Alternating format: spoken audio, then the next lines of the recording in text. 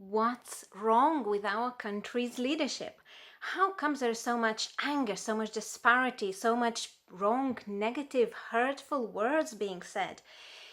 Is this the example we're trying to set for the rest of the country, for our children, for our future? How is this happening? Where is this taking us? Well, I've been watching an interview on Friday night on Channel 5, and Graham Davies, who's one of the coaches behind some of politician public speakers, he said these words: never speak from the heart. And I thought, this is exactly what's wrong with our politics. We forget that we should speak from our heart. There is no heart in the politics anymore. We forget that we are human beings, that we can hurt other people with our actions, with our words. We forget that basic human connection is so needed to rebuild country's unity, to resolve some of these disputes and disagreements and come to the solution. All of the situation is a waste of resource, waste of time.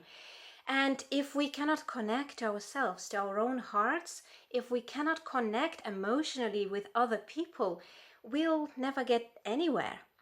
When I was studying international relations, and for my final PhD, for my final work, I was doing research about formation of our identities.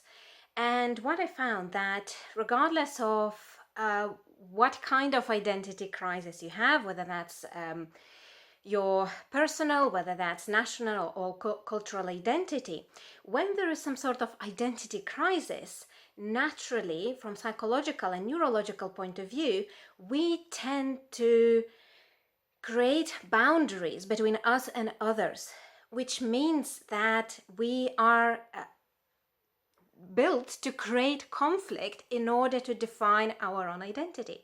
And I believe this is exactly what's happening right now, that as we are in some sort of as Britain is in some sort of identity crisis, we're trying to create boundaries between us and Europe. We're creating those boundaries again internally by trying to define our own identities, and politicians again internally create that conflict by trying to create some sort of identity to prove their own point, to create some sort of boundaries.